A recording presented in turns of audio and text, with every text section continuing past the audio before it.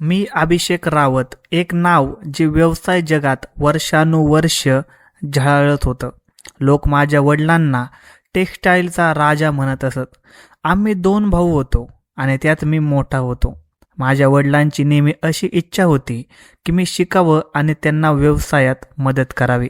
म्हणून मला आंतरराष्ट्रीय व्यवसाय शिकण्यासाठी न्यूयॉर्कला पाठवण्यात आलं. त्यांचं मोठं स्वप्न होतं आणि कदाचित त्यांच्या स्वप्नापेक्षा माझ्यावर अधिक विश्वास होता. माझा अभ्यास पूर्ण झाला आणि मला पदवी मिळाली. पण मला परत येण्याची अजिबात इच्छा नव्हती. मी परत येऊ इच्छित नव्हतो, कारण मला भारत आवडत नव्हता. धूळ, गोंधळ, दारिद्र्य हे सर्व मला कधीच पटलं नव्हतं. मी न्यूयॉर्कच्या रस्त्यावर माझ्या मनासारखं फिरत असे. मी माझ्या स्वतःच्या जगात राहत होतो. माझ्या भोवती कोणी मला थांबवणारं नव्हतं, कोणी मला प्रश्न विचारणारं नव्हतं. सर्व काही माझ्या इच्छेनुसार होत होतं. एक दिवस अचानक मला माझ्या बालपणीचा मित्र अमनचा फोन आला. त्याच्या आवाजात आनंद दडलेला होता. भाऊ, माझ्या लग्नाची तारीख ठरली आहे. मेहंदी 15 तारखेला आहे आणि जर तू 12 तारखेला आला नाहीस तर मी तुझ्यावर रागावेन. मी हसून म्हणालो, मित्र, तुला माहीत आहे की मी अशा समारंभांना येत नाही. पण तो मध्येच अडून म्हणाला की मग माझ्यासुद्धा येणार नाहीस का? वचन दे. मी वचन दिलं. त्याच्यासाठी माझ्या हृदयात थोडीशी जागा होती, ओलावा होता. मी त्या बालपणीच्या दिवसांची आठवण केली, जेव्हा आम्ही दोघं सायकलवर पूर्ण शहर फिरत असू. दुसरीकडे वडिलांची तब्येत बिघडत चालली होती. आईच्या आवाजावर माझं हृदय कापत असे. बेटा, तुझे वडील पुन्हा पुन्हा तुला आठवण करत आहे. व्यवसाय तुझ्या भावाला एकट्याला सांभाळणं शक्य होत नाहीये. मी वडिलांशी फोनवर बोललो. त्यांनी सांगितलं की परत ये अभिषेक, आता आमच्या आशांचा आधार होण्याची वेळ आली आहे. त्यांची ही ओळ माझ्या हृदयात बाणासारखी लागली. मी जाणून होतो की ते आजारी आहेत आणि माझ्या सततच्या नकाराने कदाचित त्यांना मोडून टाकलं आहे. म्हणून मी परत आलो. जेव्हा मी दिल्ली विमानतळावर पाऊल ठेवलं, तिथे एक विचित्र गडबड होती. माती आणि धुराचं जीवन. आई, भाऊ, काका सर्व विमानतळावर होते. आईच्या डोळ्यात अश्रू होते, भावाच्या डोळ्यात तक्रार होती आणि काकांच्या चेहऱ्यावर जुनं हास्य होतं. सर्वांनी मला सरळ घरी नेलं. आईने मला मिठी मारली आणि म्हणाली, आता तू आलाय तर आता सर्व काही ठीक होईल. मी शांत राहिलो. माझ्यासाठी ही परती फक्त एक जबरदस्ती होती. 2 दिवस गेले. घरात सतत लग्नाचं बोलणं चालू होतं. आत्या, मामी, काका सर्व एकच मत देत होते, अभिषेक, आता तुला लग्न करायला हवं. तुझं वय झालं आहे. मी फक्त हसत होतो. मनात म्हणत होतो की मला लग्न करायचं नाही. मला कधीही कोणत्या मुलीला पाहून ते आकर्षण कधी जाणवलंच नाही जे इतरांना जाणवतं. कदाचित माझे हेतू वेगळे असल्यामुळे माझ्यासारख्या व्यक्तीला कोणीतरी विशेष व्यक्ती हवी असते. आणि इथे विशेष कोण आहे? मेहंदीला 2 दिवस बाकी होते. अमनने विशेष सांगितलं होतं की मेहंदीसाठी मी नक्की यावं. मी म्हणालो, ठीक आहे भाऊ, मी नक्की येईन. त्या 2 दिवसात माझ्या कुटुंबाने मला पाहुण्यांशी कसं वागावं याचं पूर्ण शिक्षण दिलं. त्यांनी मला व्यवसायाच्या फाईल्स दाखवल्या आणि वडिलांनी तर सांगितलं की आता तुला कंपनीच्या बोर्डरूममध्ये बसायला हवं. मी सर्व ऐकलं आणि होकार दिला. पण माझं हृदय अजूनही न्यूयॉर्कमधल्या त्या स्टेडियमचाच शोध घेत होतं. मेहंदीचा दिवस उजाडला. दिवसभर काम उत्साहात चालू होतं. अमनचे फोनवर सतत कॉल येत होते की तू उशीर करू नको. संध्याकाळ झाल्यावर मी रूममध्ये गेलो आणि माझ्या आवडता कुर्ता काढला. ब्रँडेड पांढरा, त्यावर थोडंसं नक्षीकाम. आईने दारातून डोकावलं आणि म्हणाले की माझ्या मुला, तू किती सुंदर दिसतोय. मी हसत म्हणालो की मी प्रत्येक अवस्थेत सुंदरच दिसतो. ड्रायव्हरने गाडी काढली आणि गेटवर आणली. मी आरशात स्वतःला निरखू लागलो. केस परफेक्ट होते, शूज पॉलिश केलेले आणि विशेष प्रसंगी वापरायचा परफ्यूम लावलेला होता. मी गाडीतून उतरलो. फंक्शन हॉलच्या बाहेर चमकणारे दिवे माझ्या नजरेत पडले. सर्वजण हसत खेळत होते. खूप आनंद आणि धमाल चालली होती. ढोल वाजत होता ज्यावर लोक नाचत होते. मी थोडा श्वास घेतला आणि मनात म्हणालो की चला, आजचा उत्सव कसा आहे ते जरा बघूया. मी हॉलमध्ये प्रवेश केला. पण अजून मी हे जाणून नव्हतो की माझ्या जीवनातील तो क्षण, तो दिवस, सर्व काही बदलणार होतं. जसं मी हॉलमध्ये पाऊल टाकलं, आवाजाने आणि प्रकाशाने माझं स्वागत केलं. रंग सर्वत्र विखुरलेले होते. लोक गोंधळ करत होते. कॅमेरामॅन इकडे तिकडे धावत होता. फंक्शन आपल्या शिखरावर होतं. मी एका बाजूला बसण्याचा विचार केला. जास्त गप्पा मारणं माझ्या स्वभावातच नव्हतं. वेटर ट्रे घेऊन आला. मी थंड पाणी प्यालो आणि डोळे इकडे तिकडे भटकू लागले. सर्वजण व्यस्त आणि आनंदी दिसत होते. अमनचा धाकटा भाऊ माझ्याकडे आला. भाऊ, का बसला आहात? नाचा ना. मी हसून नकार दिला. मित्रा, मी फक्त तुझ्यासाठी आलो आहे. मला नाचण्यात काही रस नाही. त्या दरम्यान माझे डोळे स्टेजकडे गेले. अमन आणि त्याची भावी पत्नी हसत बसले होते. त्यांच्याबरोबर काही मुली होत्या ज्या खूप आनंदी होत्या आणि आपल्या पारंपरिक पोशाखात मग्न होत्या. अनेक मुली होत्या, पण एक चेहरा बाकी सर्वांहून वेगळा होता. ती सुंदर हिरव्या रंगाच्या वस्त्रात बसली होती. तिची वर्तवणूक सभ्य होती, पण डोळ्यात खोल शांतता होती. जेव्हा मी त्या मुलीला पहिल्यांदा पाहिलं तेव्हा असं वाटलं की भोवतालचं सर्व दृश्य काही क्षण थबकलं. ती कोण आहे, मी स्वतःला विचारलं. पहिल्यांदाच एखाद्या मुलीने माझं लक्ष इतक्या खोलवर खेचलं होतं. ती हसत नव्हती, जास्त बोलत नव्हती, फक्त शांतपणे बसली होती, पण सर्वांसोबत. मी माझ्या फोनचा कॅमेरा तिच्याकडे वळवला आणि तिचा फोटो काढण्याचा प्रयत्न केला, पण तात्काळ स्वतःला रोखलं. काय करतोयस अभिषेक? मी स्वतःला थांबवलं. मी दुसरीकडे पाहिलं आणि पाण्याचा ग्लास घेतला, पण पुढच्या क्षणी पुन्हा तिच्याकडेच पाहू लागलो.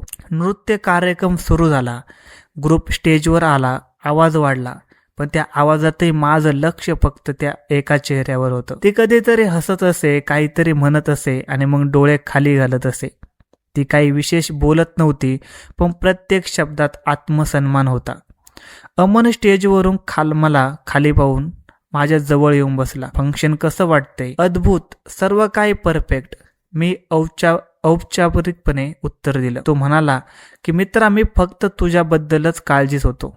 तू आलास म्हणून मी खूप आनंदी झालो आणि आता काही ताणातून मुक्त झालो. मग तो उठला आणि पुढे निघाला. मी मात्र तिथेच बसलो. काही क्षणांनी तीच मुलगी स्टेजवरून खाली आली. मला वाटलं की मी उठावं आणि तिच्या वाटेत यावं. कदाचित काहीतरी घडेल.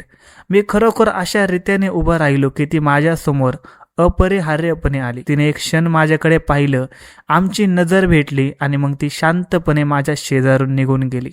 कोणताही भाव नाही, कोणतंही हास्य नाही, कोणतंही आश्चर्य नाही. ती फक्त शांतपणे गेली, जणू मी काही तिथे नव्हतोच. आणि माहीत नाही का, मला वाईट वाटलं. जणू मी तिच्याकडून काही अपेक्षा ठेवली होती, पण ती आता नष्ट झाली. मी स्वतःला सांगितलं की हे सर्व इतकं सोपं नाही. कदाचित माझे डोळे अजूनही तिलाच शोधत होते. एका क्षणी जेव्हा ती स्वयंपाकघराजवळ गेली आणि अमनच्या पत्नीने तिला बोलवलं, साक्षी, थोडं पाणी आण. साक्षी, मी मनात नाव पुन्हा उच्चारलं. आता मला तिचं नाव माहीत झालं होतं. मेहंदीचा कार्यक्रम संपायच्या बेतात होता. मी संधी साधली आणि अमनला पकडलं. तो भेटवस्तू मिळवण्यात व्यस्त होता. अमन, मला तुला एक विचारायचं आहे. ती मुलगी जी तुझ्या पत्नीबरोबर बसली होती हिरव्या रंगाच्या सूटमध्ये, तिचं नाव साक्षी आहे ना? अमन हसला आणि म्हणाला की हो. काय झालं? ती चांगली मुलगी वाटते. ती तुझ्या पत्नीची सर्वोत्तम मैत्रीण आहे का रे? जसे आपण दोघे मित्र आहोत. तो हसला. ठीक आहे, ती कुठली आहे? मी अचानक विचारलं. अरे, ती दिल्लीचीच आहे. लग्नासाठी अजून बरंच काम बाकी आहे मित्रा. मी होकार दिला, पण मनात प्रश्नाचं वादळ उठलं होतं. मी स्वतःला आवरलं. जास्त खोलात जाणं योग्य वाटलं नाही. मी माझ्या जागी परत गेलो आणि तिथे बराच वेळ बसलो. कार्यक्रम संपला, लोक निघू लागले, पण माझ्या आत काही गोंधळ होता. साक्षी, एक नाव, एक क्षण, एक नकार, ज्याने माझ्या मनात जागा मिळवली होती. मी गाडीत बसून सीटवर टेकलो. ड्रायव्हरने आरसा सरळ केला. मी म्हणालो, चल. गाडी सुरू झाली, पण माझं मन मात्र तिथेच अडकून राहिलं. त्या क्षणात, त्या चेहऱ्यात. मला माहीत नव्हतं पुढे काय होणार आहे, पण मी निश्चित जाणून होतो की ती साधारण नव्हती आणि कदाचित मी तिच्यासाठी तयार देखील नव्हतो. पुढच्या दिवशी मी अमनच्या घरी गेलो. त्याची खोली अजूनही बालपणीसारखीच होती, फक्त थोडी सुधारलेली. जसा मी बेडवर बसलो, मी बोलायला लागलो. मित्रा, ती साक्षी जरा विचित्र मुलगी आहे. अमनने हसत माझ्याकडे पाहिलं. काय म्हणतोयस? ती विचित्र आहे? साधी आणि थोडी घमेंडखोर. तुम्ही दोघे इतके जवळचे आहात, तिच्याबद्दल काहीतरी माहिती असायला हवी. अमन मऊ स्वरात म्हणाला की हो, मला माहीत आहे. मला खूप काही माहीत आहे. त्याने ड्रॉइंग रूमचं दार बंद केलं आणि सोफ्यात आरामात टेकला, जणू सर्व काही सामान्य होतं. तो म्हणाला की साक्षी दिल्लीच्या जुन्या वस्तीत राहते. तिचे वडील बूट चपला शिवतात. ते चांभार आहेत, पण सन्मानाने कमवतात. तिची आई काही वर्षापूर्वी गेली. ती एकुलती एक मुलगी आहे. सर्व लक्ष तिच्यावरच. अमन थोडा वेळ थांबला, मग म्हणाला ती शिष्यवृत्तीवर चांगल्या विद्यापीठात शिकत होती. त्याला बालपणापासून पुस्तकाशी खोल नातं होतं. मी हळूच विचारलं, आणि ती तुझ्या पत्नीची मैत्रीण कशी बनली? ते कॉलेजच्या काळातच आहे. दोघींनी एकाच वेळी प्रवेश घेतला, प्रोजेक्ट एकत्र केले आणि आजपर्यंत एकमेकांच्या सावलीसारखे आहेत. साक्षीमध्ये स्वातंत्र्य आहे आणि यामुळे ती विशेष झाली आहे. मी डोकं हलवलं, पण माझ्या मनात आणखी एक विचार जन्माला आलता. चांभाराची मुलगी आणि एवढा अभिमान, हा विचार माझ्या मनात किड्यासारखा घुमू लागला. परत येताना मी ड्रायव्हरला संकेत दिला की मला एक पत्ता शोधायचा आहे. मी विशेष माणसाकडून साक्षीचा पत्ता मिळवला. सर्व काही मिळालं, वस्ती, गल्ली, घर नंबर, सर्व काही. दुसऱ्या दिवशी सकाळी मी ड्रायव्हरला गाडी काढायला सांगितलं. तो काही न विचारता गेला. जेव्हा आमच्यासारखे लोक कुठे पोहोचू इच्छितात तेव्हा रस्ते आपोआप उघडतात. त्यांनी गाडी सरळ एका संकुचित गल्लीत घेऊन थांबवली. भोवती छोटी छोटी घरे होती. लोक उन्हात बसले होते. छपरावर कपडे पसरलेले होते. मी गाडीतून उतरलो आणि एक विशिष्ट दारापाशी गेलो आणि दार ठोठावलं. बराच वेळ झाल्यावर दार उघडलं. समोर तोच चेहरा होता. आश्चर्य, गोंधळ आणि एका क्षणासाठी शांतता. तुम्ही? तिने फक्त एवढंच म्हटलं. मी स्वतःला सावरलं आणि चांगल्या स्वरात म्हणालो, मला आत येण्यास सांगणार नाही का? मला तुमच्याशी बोलायचं आहे. त्याने भोवताली पाहत म्हटलं की वडील घरात नाही म्हणून मी आलो आहे. जे काही बोलायचं आहे ते फक्त तुमच्याशीच बोलायचं आहे. काही क्षणाच्या आश्चर्याने ती मागे सरकली आणि माझ्याकडे पाहतच राहिली.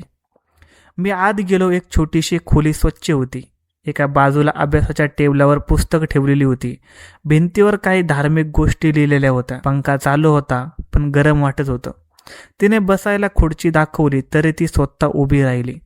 मी थेट बोलायला लागलो. अम्मांनी मला सांगितले की तुम्ही अभ्यासात खूप चांगले आहात, पण तुमचे वडील चांभार आहेत. त्यांना अशा खर्चाची सोय करणं सोपं नसेल. ती शांत राहिली. मी खिशातून एक पांढरा लिफाफा काढला आणि टेबलावर ठेवला. यात काही पैसे आहेत, त्याला भेट समजा. कोणतीही अट नाही, कोणतेही प्रश्न नाही, फक्त माझ्या बाजूने मदत आहे. तिने माझ्याकडे नीट न पाहता म्हटलं की मला तुमच्या पैशांची गरज नाही. माझे वडील नक्कीच गरीब आहेत, पण ते सन्मानाने कमवतात आणि माझ्या अभ्यासाचा खर्चही तेच सांभाळतात. मी कोणत्याही अनोळखी व्यक्तीकडून मदत घेत नाही, कारण मला ते योग्य वाटत नाही. मी पुन्हा लिफाफा तिच्याकडे सरकवला. समजा ही एक व्यावसायिक बाब आहे आणि मी कोणावरही उपकार करत नाही, फक्त आपल्या ओळखीची सुरुवात समजा. ती एक पाऊल मागे सरकली. तुम्ही हा लिफाफा परत घेऊन इथून गेलात तर कृपा होईल. मी एकटी आहे, तुम्ही इथे असणं योग्य नाही. मी एक क्षण तिच्याकडे पाहत राहिलो, मग शांतपणे लिफाफा उचलला आणि दाराकडे वळलो. मी तिथे थांबलो आणि विचारलं की माझं मत देऊ का? कधी कधी आत्मसन्मान गरजेपेक्षा मोठा नसावा. ती म्हणाली की नाही, मला तुमच्या मताची गरज नाही.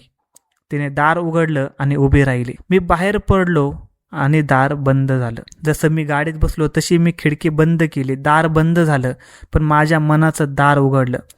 साक्षीचे शब्द पुन्हा पुन्हा घुमत होते. तिच्या नकाराने माझ्या आतलं सर्व काही हिरावून घेतलं होतं, जे कदाचित बालपणापासून माझ्याबरोबर होतं. मला सर्वांवर पूर्ण नियंत्रण होतं. मी व्यवसायाच्या डीलमध्ये मोठमोठे निर्णय घेतले होते. प्रत्येक वेळी विजय माझाच होता, पण आज एक संकुचित गल्लीत राहणाऱ्या मुलीने माझ्या दर्जावर प्रश्नचिन्ह उभं केलं होतं. दुसऱ्या दिवशी मी ऑफिसला गेलो नाही, फक्त एका खोलीत बसून त्या दृश्याचा पुन्हा पुन्हा विचार करत होतो. तिला वाटतं की माझा दर्जा नाही किंवा हे सर्व तिचे नाटक आहे. मी माझ्या विशेष माणसाला संजयला फोन केला. तिची दिनचर्या शोधा, कधी जाते, त्याचे वडील काय काम, कुठे काम करतात, कधी परत येतात. संजयने होकार दिला. सर, उद्यापर्यंत सर्व रिपोर्ट तुमच्या हातात येतील. दुसऱ्या दिवशी संजय ऑफिसमध्ये आल्याबरोबर मी घड्याळाकडे पाहिलं. बरोबर 10 वाजले होते. म्हणजे वडील कुठेतरी कामावर असतील, संजयने सांगितलं. तिचे वडील मोठ्या चौकात रस्त्याच्या कडेला काम करतात. रोज जुने ग्राहक त्यांच्याकडे येतात. ते छत्रीखाली बूट चपला दुरुस्त करतात. बहुतेक वेळ तिथेच राहतात. मी म्हणालो, एक काम कर, गाडी तयार ठेव, संध्याकाळी मोठ्या चौकात जायचं आहे. 4:30 वाजता मी संजय बरोबर गाडीत बसलो. मी काळा चष्मा लावला होता जेणेकरून ओळखता येऊ नये. जसं मला सांगितलं होतं तसं दृश्य होतं. एक चांगल्या वयाचा माणूस वाकून काम करत होता. तिच्या चेहऱ्यावर कष्टाचा रंग होता, पण एकटेपणा आणि शांतताही होती. मी काही क्षण स्वतःला आवरलं, पण मग एक विचित्र विचार मनात आला. जर हा माणूस काही दिवस काम करू शकला नाही तर साक्षी लाचार होईल. मी ड्रायव्हरला सांगितलं की गाडी हळू चालव. जेव्हा तो रस्त्यावर येईल तेव्हा हॉर्न वाजव. काही क्षणांनी तो खरोखर उठला. कदाचित कोणी बोलावत होतं. जसा तो ग्राहकाशी बोलण्यासाठी रस्त्याच्या कडेला आला तसा ड्रायव्हरने त्याला हलकासा धक्का दिला. तो भीतीने मागे सरकला आणि पुढच्या क्षणी माझ्या गाडीच्या डाव्या बाजूने त्याच्या पायाला धक्का बसला. धक्का हलका होता पण प्रभाव खोल होता. लोक धावत आले आणि गोंधळ उडाला. मी तात्काळ मागच्या सीटवर झुकलो. संजयने परिस्थिती सांभाळली. फक्त किरकोळ दुखापत आहे, काळजी करू नका, आम्ही त्यांना हॉस्पिटलमध्ये घेऊन जातो. आम्ही त्यांना जवळच्या हॉस्पिटलमध्ये दाखल केलं. मी तिथून गायब झालो पण संजय मात्र तिथेच राहिला. डॉक्टरांनी सूचना दिली होती की कोणत्याही प्रकारची कमतरता पडू नये. पैशाची काळजी करू नका, सर्व खर्च मी सांभाळेन. यासोबत मी स्वतःला एक दूत, एक सहानुभूतीदार, एक मदतकर्ता बनवला होता. रात्री संजयने रिपोर्ट दिला की सर, साक्षी हॉस्पिटलमध्ये आली होती. ती रडत होती आणि काळजीत होती. आम्ही तिला सांगितलं की एक विशेष व्यक्ती तिच्या वडिलांचा उपचार करत आहे. ती पुन्हा विचारत होती की तो कोण आहे. मी म्हणालो ठीक आहे, पुढच्या वेळी ती विचारेल तेव्हा सांगा, अभिषेक रावत. 2 दिवसांनी मी स्वतः हॉस्पिटलमध्ये पोहोचलो. पांढरा शर्ट आणि ब्ल्यू जीन्स घातलेली, चष्मा लावलेला, हातात फुलांचा गुच्छ. रिसेप्शनवर मी साक्षीच्या वडिलांचा रूमचा नंबर विचारला. नर्सने सांगितलं रूम नंबर 6, पण त्यांची मुलगी आत्ता तिथे आहे, तरीही तुम्ही जाऊ शकता. मी हळूहळू रूम नंबर 6 कडे गेलो. दार थोडंसं उघडं होतं. साक्षी आत खुर्चीवर बसली होती आणि तिचे वडील बेशुद्ध पडले होते. मी दारावर टकटक केली. ती वळली आणि तिने पाहिलं. मी हसत आत आलो. मी फक्त तुमची तब्येतीची विचारपूस करण्यासाठी आलो. तुमच्या वडिलांना दुखापत झाल्याचं ऐकलं. मला खूप वाईट वाटलं. ती सरळ उभी राहिली. तुम्ही इथे का आलात? जे घडलं ते योगायोग होतं, पण मला वाटलं की मी तुम्हाला कुठल्याही प्रकारे मदत करू शकलो तर का नाही. ती वळली आणि माझ्याकडे पाहिलं. तुम्ही सर्व उपचाराचे पैसे दिले कारण मला वाटलं की यावेळी तुम्हाला कोणाची तरी सोबत हवी आहे. ती एक क्षण शांत राहिली, मग म्हणाली की तुम्हाला प्रत्येक गोष्टीत हक्क हवा आहे का? मी म्हणालो नाही, मी फक्त मदत करू इच्छितो.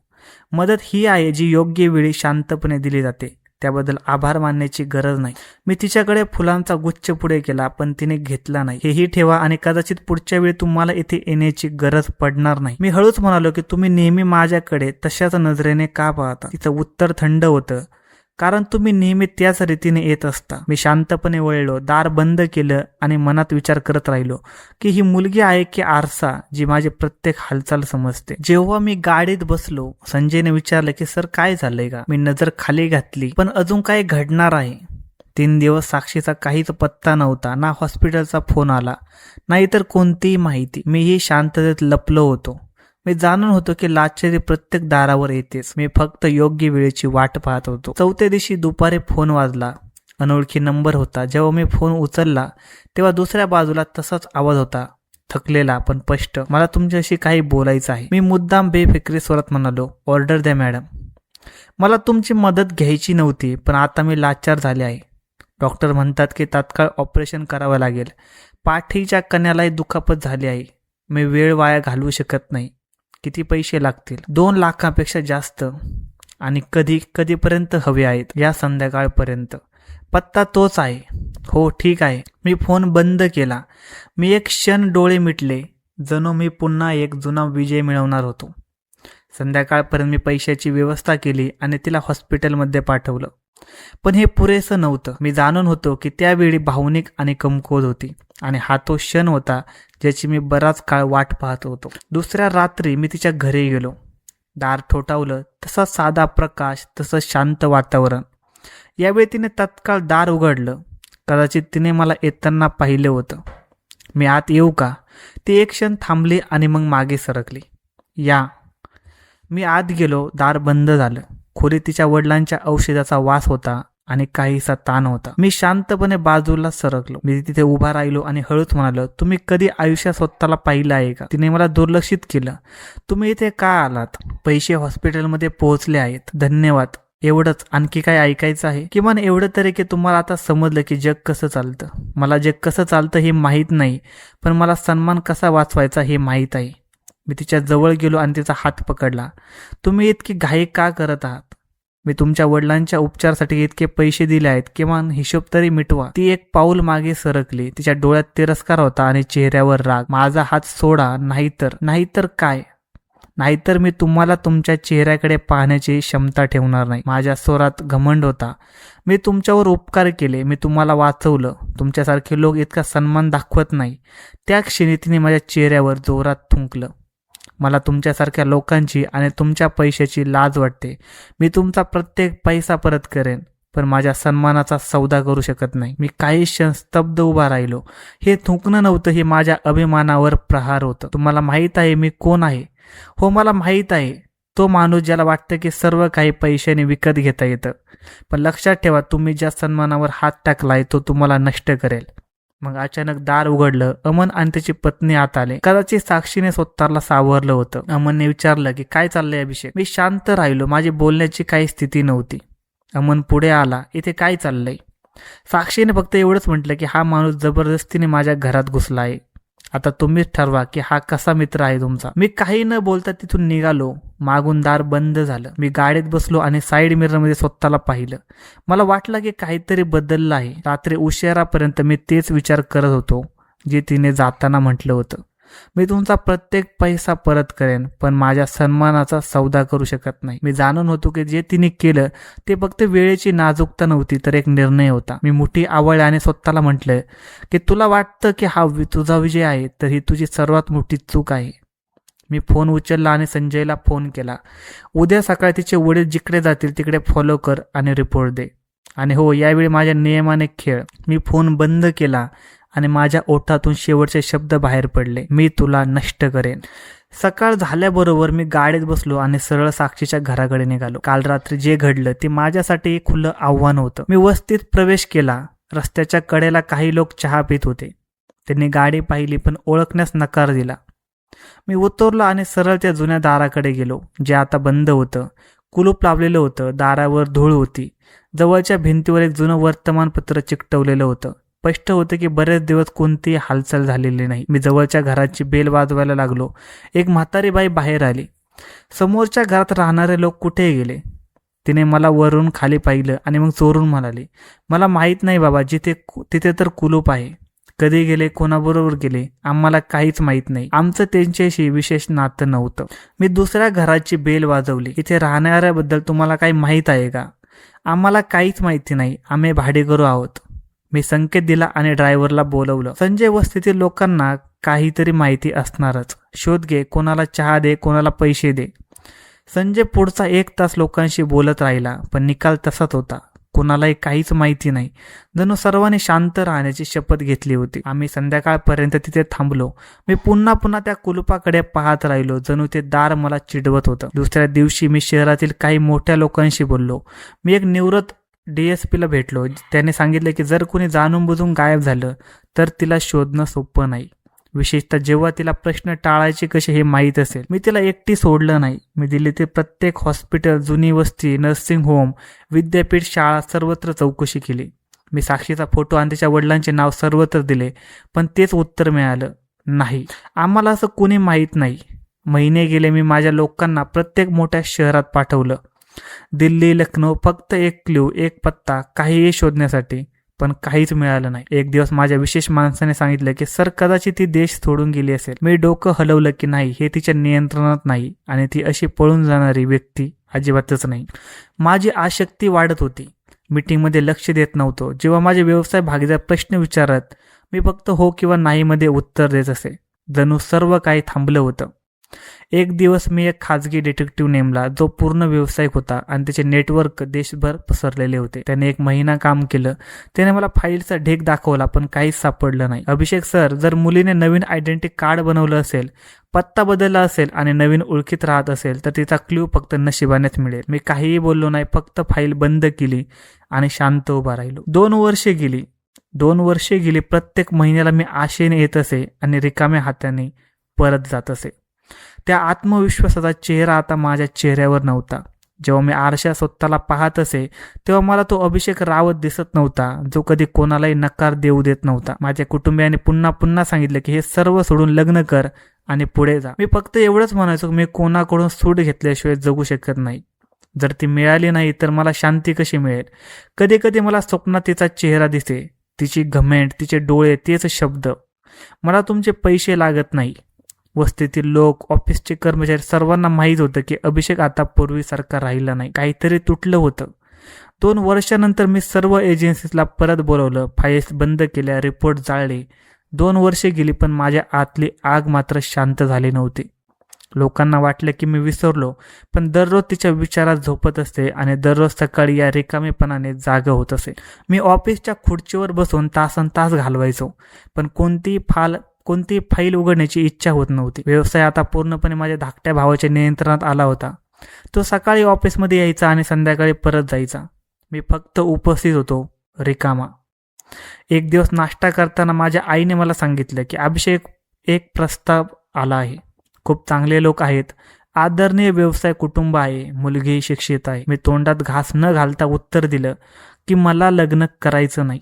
बाबांनी वर्तमानपत्र बाजूला ठेवलं आणि म्हणाले, तू गेल्या 2 वर्षापासून हे सांगत आहेस, कारण काय आहे? मन नाही म्हणत. हे उत्तर नाही तुझं. वय जात आहे, मोठा मुलगा असूनही लहान भावाचं आधी लग्न केलं तर लोक काय म्हणतील? मी म्हणालो की लोक काहीही म्हणाले तरी मला फरक पडत नाही. आई शांत झाली आणि बाबाने पुन्हा वर्तमानपत्र उचललं.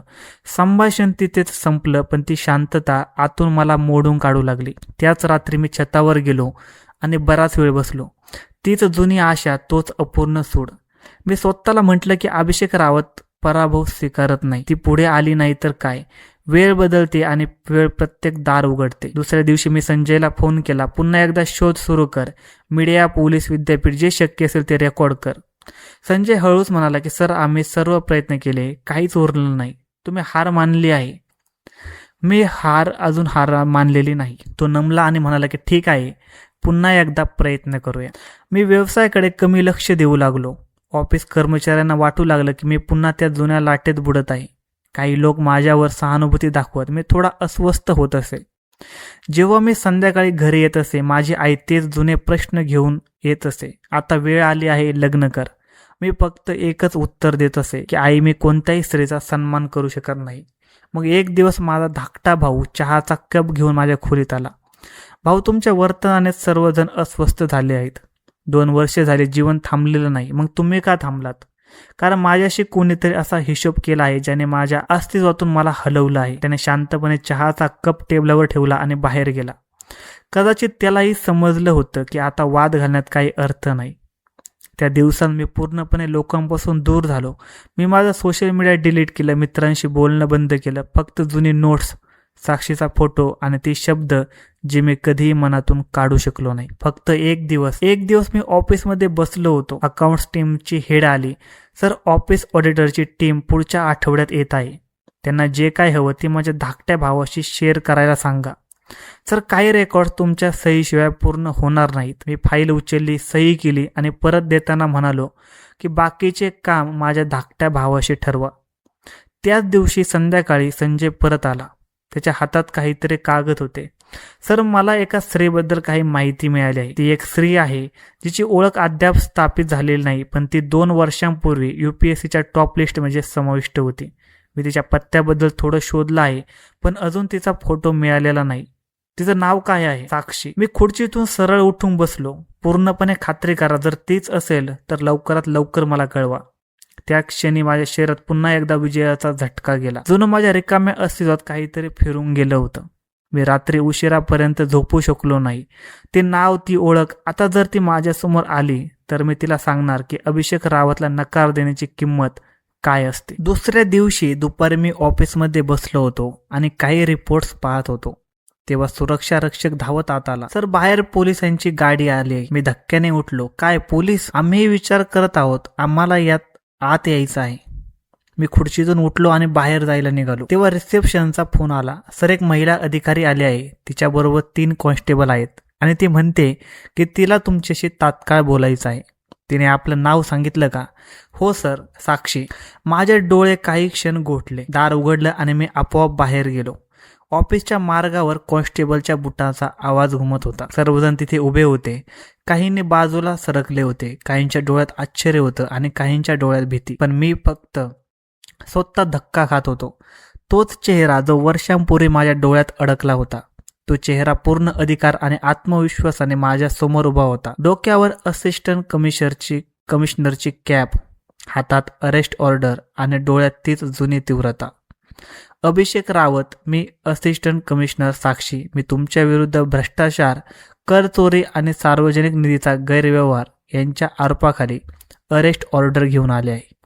मी हसत म्हणालो की तुम्ही माझ्या ऑफिसमध्ये आहात आणि तुम्ही मला अटक करणार. हो, कायद्यानुसार मला पूर्ण अधिकार आहे आणि तुमच्या विरुद्ध पुरावा देखील आहे. मी हात मागे बांधून माझं हसणं लपवलं. म्हणजे तुम्ही 2 वर्ष पूर्ण हा प्लॅन केलात. 2 वर्ष मी कष्ट केले, लढले आणि ती पदवी मिळवली, ज्यामुळे तुमच्यासारख्या लोकांना कायद्याच्या कक्षेत आणता येईल. पोलिसांनी माझ्या भोवती तळ ठोकला होता. मी जाणून होतो की आता वाद घालणं व्यर्थ आहे. मी शांतपणे पुढे गेलो आणि म्हणालो की चला पाहूया तुमचा हा खेळ किती दूर चालतो. पोलीस गाडीत बसत असताना मी खिडकीतून बाहेर पाहिले. माझे स्टाफ सदस्य डोके खाली घालून उभे होते. काही चेहऱ्यावर मऊपणा होता, काही कदाचित सुटकेच्या भावनेत होते. सर्वांना खात्री पटली होती की मी आता तो पूर्वीचा अभिषेक रावत राहिलो नव्हतो. आता मला पोलीस स्टेशनमध्ये नेलं आणि माझ्या सर्व वस्तू काढून घेतल्या. माझा फोन, घड्याळ, पाकिट सर्व काही एका बॅगेत टाकलं गेलं. मला एका खोलीत बसवलं जिथे साक्षी स्वतः माझ्या जवळच्या खुर्चीवर बसली. तिने एक फाईल उघडली आणि हळू स्वरात म्हणाली की अभिषेक रावत, तुम्हाला माहीत आहे का गेल्या 7 वर्षात तुम्ही किती टॅक्स लपवला? जो काही मी कमवला तो माझ्या कष्टाने, ते तुमचं कष्ट होतं. बनावट इनव्हॉइस, मनी लॉन्ड्रिंग, बेनामी अकाउंट्स. मी थांबलो. हे सर्व खोटं आहे. निर्णय कोर्टात होईल. माझ्याकडे सर्व पुरावे आहेत. त्या क्षणी एक पोलीस खोलीत आला. मॅडम, बाहेर मीडिया आहे आणि विचारत आहे की आम्हाला काहीतरी स्टेटमेंट द्यायचं आहे का? साक्षी म्हणाले, नाही, केसचा पूर्ण रिपोर्ट उद्या कोर्टात जाईल. मग तिने माझ्याकडे पाहिलं आणि म्हणाले की तुम्हाला वाटतं की कुणीही तुम्हाला पकडू शकत नाही. आता तुम्ही पाहाल कायदा कसा काम करतो. मी संध्याकाळपर्यंत लॉकअपमध्ये होतो. कोणती विषय सुविधा नव्हती. मी वाकावर बसलो आणि विचार करत राहिलो की कधी आणि कसं हे सर्व पलटलं. सकाळी मला कोर्टात नेलं. पोलीस व्हॅनमध्ये बसून मी खिडकीतून बाहेर डोकावत होतो. शहराचा तोच गोंधळ, तोच ट्रॅफिक, पण आज प्रत्येक दृश्य परक वाटत होतं. कोर्टरूममध्ये मीडिया आधीच उपस्थित होता. अभिषेक रावत माईक माझ्याकडे धरला गेला आणि प्रश्न विचारले गेले की तुम्ही भ्रष्टाचार केला आहे का? टॅक्स चोरी केला आहे का? मी कोणतेही उत्तर दिलं नाही. जेव्हा मी आत माझ्या वकिलाला पाहिलं, तो तात्काळ माझ्याकडे आला. सर, केस मजबूत आहे. आम्हाला जामीन घ्यावा लागेल, नाहीतर लांब प्रक्रियेत अडकू शकतो. जज समोर सादर केलं. साक्षी स्वतः दुसऱ्या बाजूला उभी होती. तिने संपूर्ण फाईल, पुरावे आणि साक्षीदारांची यादी तयार केली. कोर्टासमोर पूर्ण रिपोर्ट असा आहे की आरोपीने बनावट दस्तऐवजाद्वारे व्यवसायाचा फायदा घेतला, टॅक्स भरला नाही आणि पैसा बेकायदेशीरपणे जमा केला आहे. जजने ऐकलं, फाईल पाहिली आणि निकाल दिला की 1 आठवड्याचा वेळ त्याच्या स्पष्टीकरणासाठी दिला जातो. आरोपीला कोर्टाच्या मागणीवर जेलमध्ये पाठवलं जाईल. कोर्टानंतर मी पुन्हा फॅनमध्ये बसलो, पण यावेळी माझ्या हृदयात एक विचित्र शांतता होती. कदाचित कारण आता माझा शत्रू माझ्या समोरच उभा होता. आता लढाई स्पष्ट होती. खेळ सुरू झाला होता. जेल रूममध्ये प्रवेश करताना मी शेवटच्या वेळी आकाशाकडे पाहिलं आणि स्वतःला म्हटले की आता पाहूया साक्षी, तू या लढाईत किती काळ जिंकत राहशील. 1 आठवडा गेला. कोर्टाच्या मार्गावर खूप गोंधळ होता. मीडिया कॅमेऱ्यासह सर्वजण फुटेज घेत होते आणि मी गार्डच्या मध्यमध्ये आरोपीसारखा उभा होतो, हातकड्या घालून. कोर्टरूमचे दरवाजे उघडले आणि मला आत नेलं. जज आपल्या जागी उपस्थित होते. साक्षी नेहमीप्रमाणे पूर्ण तयारीने आणि माझा वकील माझ्या जवळ उभा होता. मी म्हणालो की आज काही साक्षीदार हजर होणार आहेत. जर आपल्या बाजूने काही सौजन्य दाखवलं गेलं नाही तर कोर्ट आपला निकाल देऊ शकतं. मी म्हणालो की सत्य बाहेर यावं, कोणत्याही बाजूने आलं तरी. कोर्ट प्रक्रिया सुरू झाली. साक्षीने फाईल उघडली. आज मी 2 साक्षीदार सादर करणार आहे, जे आरोपीच्या केसच्या दृष्टिकोनातून महत्त्वाचे साक्षीदार आहेत. जजने परवानगी दिली. पहिला माणूस कोर्टरूममध्ये आला. माझे डोळे धक्क्याने उघडले. तो माझा स्वतःचा ड्रायव्हर होता. त्याला मी वर्षानुवर्षे पगार देत होतो. मी त्याच्या कुटुंबाच्या समारंभात त्याच्यासोबत वेळ घालवला होता. आता तो माझ्या विरुद्ध साक्षी देण्यासाठी आला होता. तुम्ही गीतेवर शपथ घेतली आहे की तुम्ही सत्य बोलणार? हो, पूर्णपणे. साक्षीने पहिला प्रश्न विचारला की तुम्ही अभिषेक रावतचे वैयक्तिक ड्रायव्हर होता का? मी त्यांच्यासोबत अनेक वर्ष राहिलो. त्या दिवशी तुम्ही उपस्थित होता का जेव्हा साक्षीच्या वडिलांना गाडीने धक्का बसला? मी गाडी चालवत होतो आणि अभिषेक साहेबांनी मुद्दाम त्यांना धक्का द्यायला सांगितला होता. कोर्टात संभाषण सुरू झालं. मी डोळे खाली घातले. वकिलाला त्याला प्रश्न विचारण्याची परवानगी मिळाली, पण उत्तर तेच होतं जे बदलणार नव्हतं. आणि यावेळी माझा श्वास थांबला. तो माझा खरा भाऊ समीर होता. तो माझ्यानंतर नेहमी माझी जागा घेत असे. मी त्याच्या बालपणीच्या प्रत्येक विजयाची पूर्तता केली होती. आता तो माझ्या विरुद्ध उभा होता. समीर रावत, तुम्ही आरोपीचे भाऊ आहात. मी त्याचा सक्का भाऊ. तुम्हाला कधी तुमच्या भावाच्या व्यवसायातील आर्थिक व्यवहाराबद्दल शंका होती का? हो, बनावट इनव्हॉइस माझ्या समोर सही केल्या गेल्या होत्या. मी विरोध केला, पण त्यांनी माझ्या शब्दाकडे लक्ष दिलं नाही. तुम्ही कोर्टात पुराव्यासह हे सांगू शकता की अभिषेक रावतने मुद्दाम भ्रष्टाचार केला? हो, आणि मी हे सिद्ध करू शकतो. माझ्याकडे ते ईमेल आणि फाईल्स आहेत ज्यात सर्व रेकॉर्डिंग आहे. मी स्तब्ध झालो. समीरच्या डोळ्यात कोणताही पश्चाताप नव्हता. कदाचित त्याच्यासाठी ते न्याय होतं, कदाचित काहीतरी वेगळं जे मी त्या क्षणी समजू शकलो नाही. जजने प्रक्रिया थांबवली आणि म्हणाले की सर्व साक्षीदार, पुरावे, फाईल्स आणि स्टेटमेंट लक्षात घेऊन सर्व युक्तिवाद ऐकल्यानंतर प्रक्रिया पूर्ण झाली आहे. आरोपीला पुढील आठवड्याची तारीख दिली जाते जेणेकरून तो आपलं स्पष्टीकरण सादर करू शकेल. मला पुन्हा हातकड्या घातल्या गेल्या. जसा मी कोर्टातून बाहेर आलो, मीडियाने पुन्हा मला घेरलं. अभिषेकजी, तुमच्या भावाच्या साक्षीबद्दल तुम्ही काय म्हणाल? ही कुटुंबातील बंडखोरी आहे की सत्याचा पाठिंबा? मी शांतच राहिलो. रात्री जेल सेलमधून बसून मी माझ्या वकिलाला विचारलं, हे सर्व कधी तयार झालं? समीरला कोणी साक्षीदार बनवलं? तो थकलेला स्वरात म्हणाला की पुरावा इतका खरा होता की त्याला दुसरा मार्ग नव्हता. जर तो कोर्टात मौन राहिला असता तर त्याला या गुन्ह्यात सामील मानलं गेलं असतं. मी श्वास घेतला. तो माझा भाऊ होता आणि मीही त्याला पाठिंबा दिला. माझे डोळे भिंतीवरच्या मंद प्रकाशावर होते. मला वाटलं जणू सर्व काही आता माझंच राहिलंच नव्हतं. ते कुटुंब, ते घर, ते ऑफिस, जिथे प्रत्येक व्यक्ती माझ्या इच्छेनुसार काम करत असे, आज सर्वजण माझ्या विरुद्ध उभे होते. मी स्वतःला सांगितलं की जे मी बांधलं होतं ते आता कोसळलं आहे. एक आठवडा गेला होता. आता कोर्टात शेवटचा दिवस होता. निकाल जाहीर होणार होता. साक्षी जजच्या डाव्या बाजूला आपल्या युनिफॉर्ममध्ये उभी होती. माझा वकील फाईल घेऊन माझ्या जवळ बसला होता, पण यावेळी त्यालाही समजलं होतं की बचावासाठी कोणताही स्कोप नाही. जजने फाईल बांधली, चष्मा काढला आणि शांत स्वरात म्हणाले की अभिषेक रावत, कोर्टाने सर्व पुरावे, दस्तऐवज, साक्षीदार आणि स्टेटमेंटवर प्रकाश टाकला आहे आणि आता आम्ही निकषापर्यंत पोहोचलो आहोत की तुमच्या विरुद्ध गंभीर गुन्हा सिद्ध झाला आहे. कोर्ट तुम्हाला 6 वर्षाच्या कारावासाची आणि 1 लाखाच्या दंडाची शिक्षा सुनावत आहे. कोर्टात खोल शांतता पसरली. मी काही बोललो नाही. मी कोणतंही अपील केलं नाही. फक्त डोके खाली घातलं. कदाचित कारण लढण्यासाठी काहीच उरलं नव्हतं. मला पुन्हा हातगड्या घातल्या गेल्या. आज कोर्टाबाहेर मीडिया कमी होता. कदाचित लोकांना माझं भविष्य समजलं होतं. पोलीस फॅनमध्ये बसताना मी साक्षीला शेवटच्या वेळी पाहिलं. ती अजूनही तिथेच होती. ती आपल्या जागी उभी होती. डोळ्यात तीच कठोरता होती. पण आता तिरस्कार नव्हता, फक्त एक रंगहीन शांतता होती. जेलकडे परत येण्याचा प्रवास शांत होता. फॅनमध्ये फक्त 2 लोक होते, मी आणि एक सैनिक.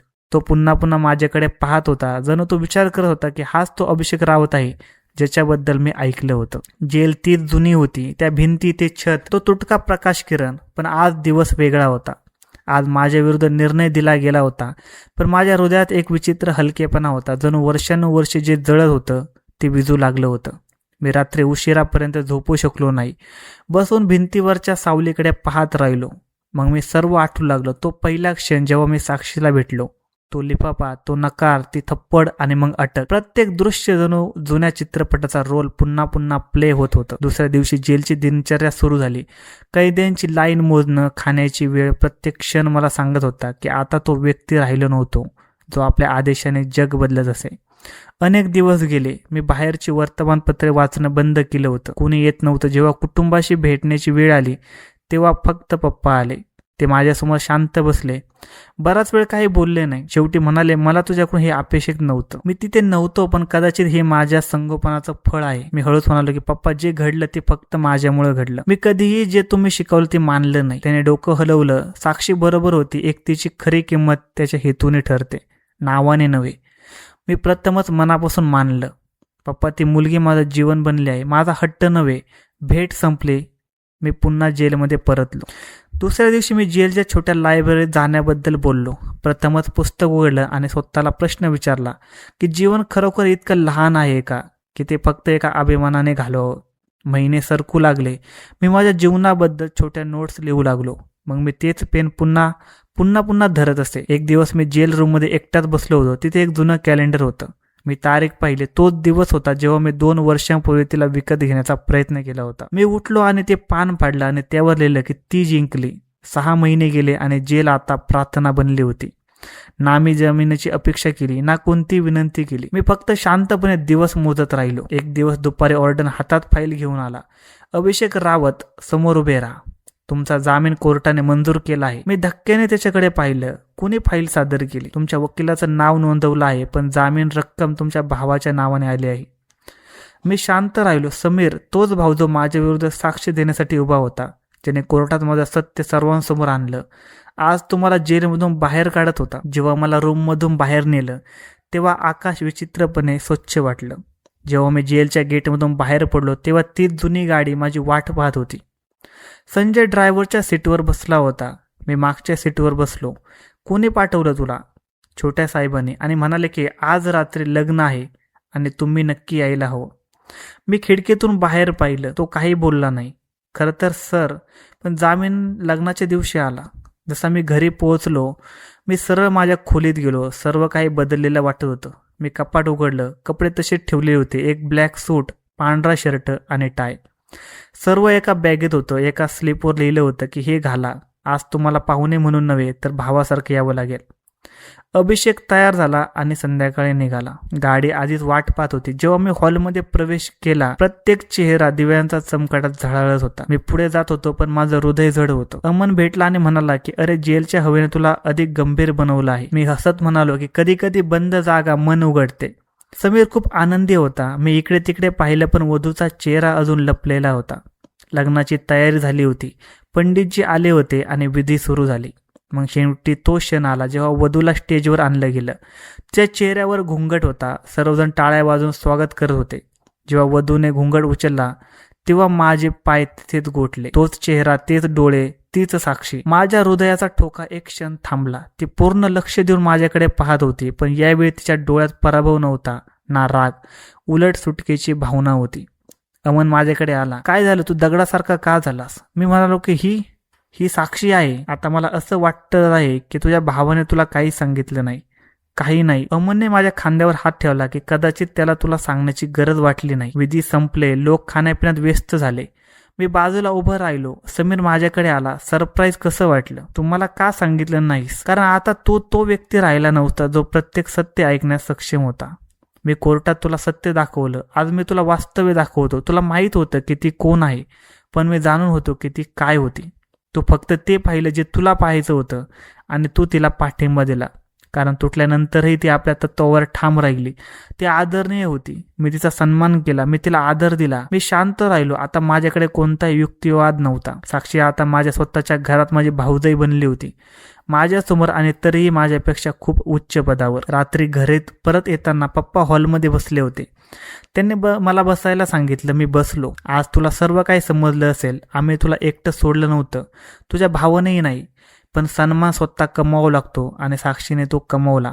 तुझ्याकडून हिसकावून नव्हे तर तुझ्याशिवाय. मी म्हणालो की पप्पा, मला लाज वाटते. ही लाज तुला चांगला माणूस बनवेल ही माझी प्रार्थना आहे. रात्रीच्या शेवटच्या तासात मी माझ्या खोलीत एकटाच बसलो होतो. मी पुन्हा पुन्हा साक्षीच्या नजरेची आठवण करत होतो.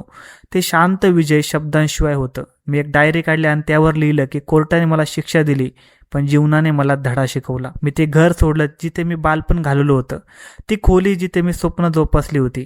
आई रडत राहिली पण मी तिथे राहू शकलो नाही. मी शहराच्या कोपऱ्यात 2 खोल्यांचा फ्लॅट घेतला. ना नौकर ना ड्रायव्हर. मी सकाळी स्वतः चहा बनवला, रात्री स्वतः बेड व्यवस्थित केला. त्या दिवसात मी शांतपणे जगण्याचा कौशल्याबद्दल खूप शिकत होतो. स्वतःशी बोलायची सवय आणि भूतकाळातून चोरून पाहण्याचा मार्ग. अनेकदा रात्री झोप येत नसेल तर मी टेरेसवर जायचो. तेच आकाश, तेच तारे. पण आता माझ्या डोळ्यातील तो प्रकाश दिसत नव्हता. आता सर्व काही अस्पष्ट आणि अपूर्ण वाटत होतं. कधी कधी पप्पा किंवा समीरचा फोन यायचा. ते अजूनही मला परत येण्यास सांगतात आणि सर्व काही पूर्वीसारखं व्हावं. पण मला माहित आहे की काही गोष्टी परत येत नाही. एक दिवस समीर मला भेटायला आला आणि म्हणाला की आता सर्व काही ठीक आहे. साक्षी तुला काही म्हणत नाही, ती तुला भूतकाळात ओढत नाही. मग तू स्वतःला किती काळ शिक्षा देत राहशील? मी म्हणालो की शिक्षा कोणती तरी दुसरं देतं. मी माझ्या कर्माचे परिणाम भोगतो आहे. मी सन्मान गमावला आहे आणि आता सन्मानाने मला नाकारला आहे. जाताना समीर म्हणाला की तुला वेळ मिळाला तर घरी ये. आई अजूनही तुझी रोज वाट पाहते. मी काही बोललो नाही. तो गेला. मी खुर्चीवर बसून राहिलो. माझ्या मनात एक जुनी गोष्ट घुमू लागली. ज्याला तू निष्कृष्ट समजला तोच आज सर्वोच्च पातळीवर उभा आहे. कधी कधी मी वर्तमानपत्रात साक्षीचा फोटो पाहत असे. कधी काही कार्यक्रमात सही करताना, कधी शाळा चालवताना. फोटोखाली हेडलाईन असत, गंभीर आत्मविश्वासाने भरलेली आणि निर्भय लेडी ऑफिसर.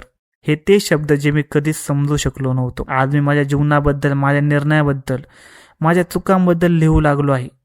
कदाचित एखाद्या दिवशी ते कोणासाठी तरी धडा बनू शकेल. सत्य नेहमी साधं असतं, फक्त ते स्वीकारणं कठीण असतं.